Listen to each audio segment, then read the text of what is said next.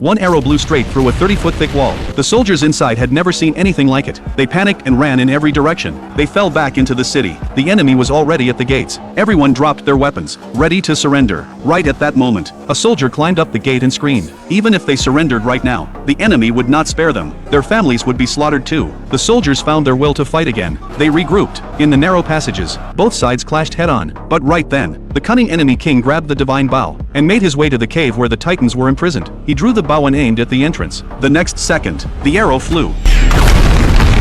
The entire wall shook violently. Theseus was still in the middle of the fight, and he knew instantly something was wrong. The enemy was trying to free the titans. He had to stop it right now. Covered by his teammates, they pushed through with everything they had, racing toward the cave. But they were one step too late. The king had already drawn the divine bow and fired at the golden cage.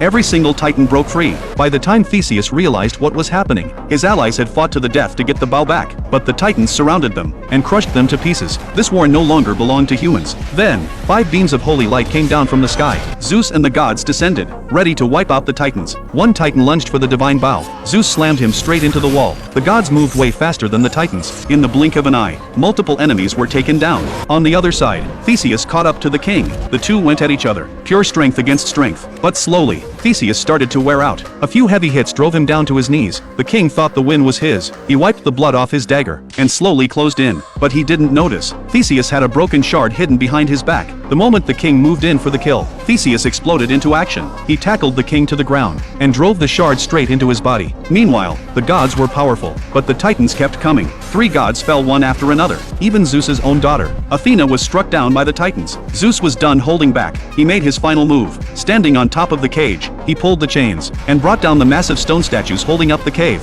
The next second, the entire mountain began to collapse. Zeus carried Athena's body back to the realm of the gods, and every titan was buried under the rubble. The army outside the walls saw the mountain fall and ran for their lives. In the final moment, Theseus earned the recognition of the gods and became a god himself. This movie is called Immortals. The story is inspired by Greek mythology, but it only borrows the characters and the setting. Most of the plot was made up by the director himself.